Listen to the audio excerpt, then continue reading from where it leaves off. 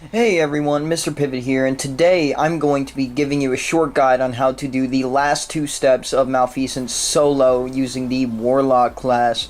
Now, I'm going to be giving you two different builds that work really well with the second to last and the last steps that require Gambit grinding. So the first one I'm going to be going over is called Nazarec's Fusion, and that is a fun one to use. Great for PvE grinding, getting those motes, and really helping your team out. The second one's going to be called the Thunder King, and well, based off the name, I'm sure you can guess what we're using for that.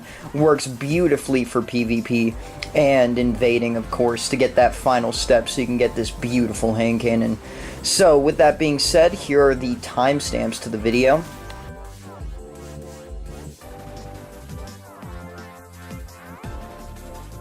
And let's get started here.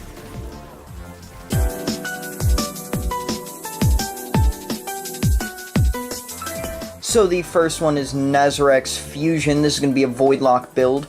We're going to be using the Attunement of Fission. So you have your famous Nova Warp, Atomic Reach, which is great for that Void Explosion, Void Damage, which will work well with the build. You'll see why later.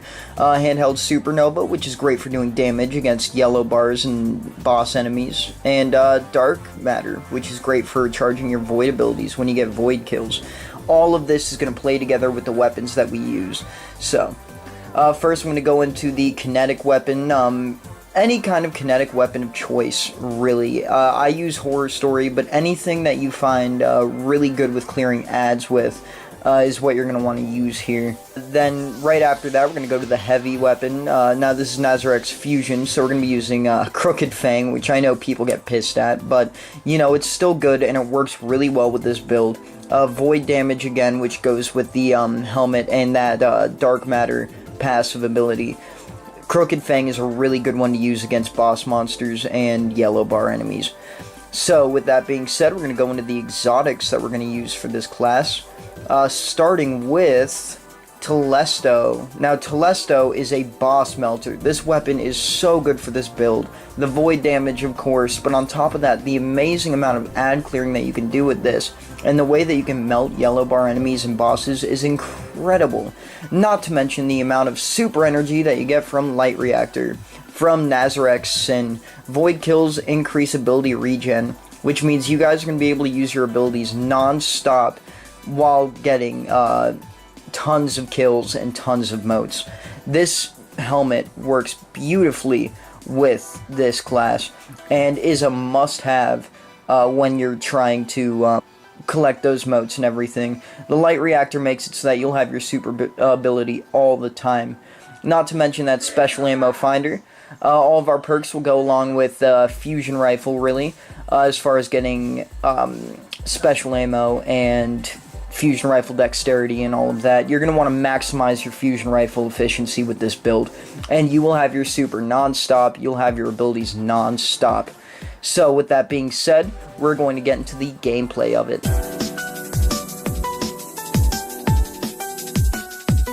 So we're starting off a fresh Gambit match, running in there with Telesto, this beauty. I absolutely love this exotic fusion rifle. Won't use it in Crucible because I don't want that hate mail. So, let's see how it works here. First you got that Axion Bolt, which is great for ad clearing. Now you see here when I'm killing enemies with Telesto, you see the little super energy bar just climbing up. The match just started and we're already about to have our super. Look at this. The ad clearing that Telesto does is incredible. And right here you can see it melts that yellow bar enemy without even trying. I think that was 2 shots from Telesto and we took out that guy, which is incredible. As you can see, we already used our abilities, but they're already back, and now we're going to get into using Nova Warp, which is obviously amazing at ad clearing. Look at this. Now, it's funny because Telesto melts that guy better than Nova Warp does, and that's why we have it. It is incredible for getting those motes and clearing those ads. Definitely a must-have for the build. With this build, you will be getting those 400 motes without even having to try, and not only that, you'll be helping your team to victory. If you want those 10 wins, this build is absolutely great at aiding your team in getting those motes. All you have to do is kill enemies. It's pretty straightforward. and pretty awesome. I definitely had a lot of fun playing as this. But now we're going to move on to the Thunder King.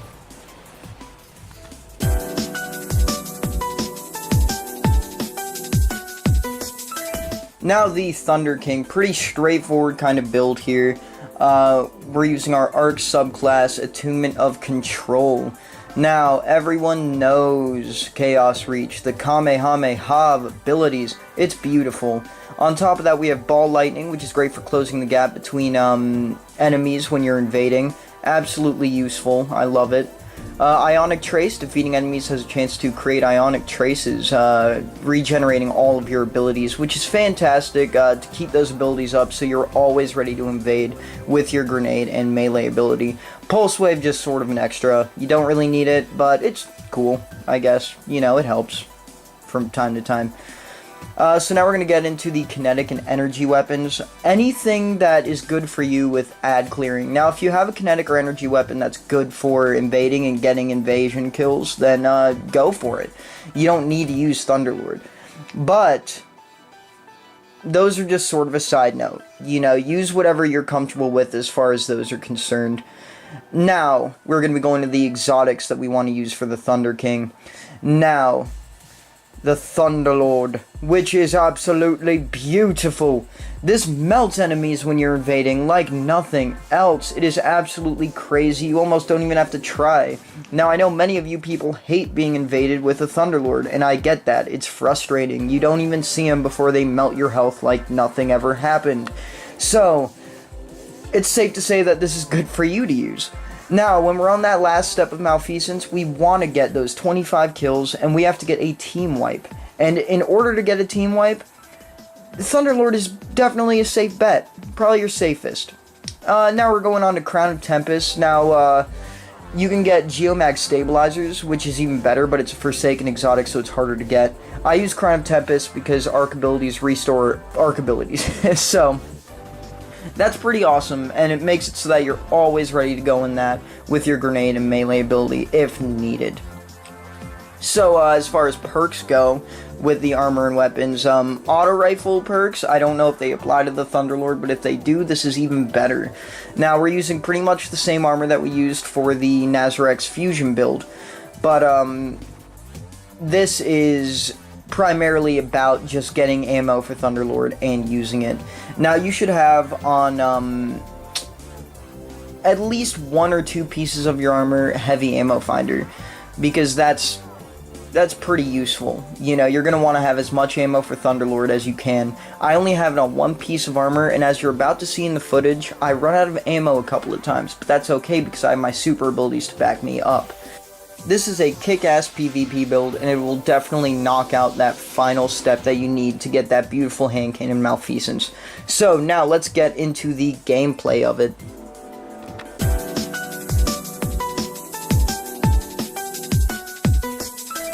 Now, as we get started here, these were not my best invasions, so let me tell you that now. There's this guy with Bygones that kept picking me off the moment I came in. That guy was talented with Bygones. You'll see what I'm talking about. Now, like I said before, this build is very straightforward, and it really is just about killing people, which is fantastic, of course. Let's see here. I'll show you the invasion here in just a sec. So now we're jumping over here onto the enemy side. Gotta whip out that Thunderlord real quick. Try not to fall into the lava. That's good. Now, first guy here, just without trying, picked off, done.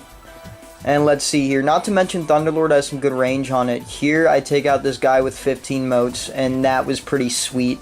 So we're going to keep moving forward and get picked off by the guy with Bygones. As you can see there, though, the Thunderlord melts opponents without even trying. And like I said, these are not my best invasions, but as you could see, if you came up on a team, if the whole team is huddled together, or even close enough to each other, all you have to do is run through them. It's pretty incredible. So I'm going to show you a couple of other failed invasions that really give you a feel of this build and why it's so good for getting that last step of Malfeasance. Here's the gameplay.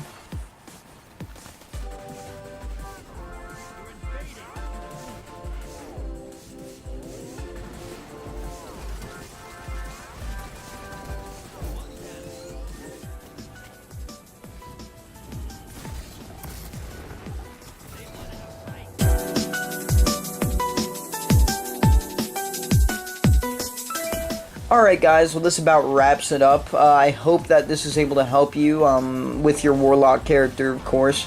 I don't know if I will be doing this for the other two classes, but it's a slight...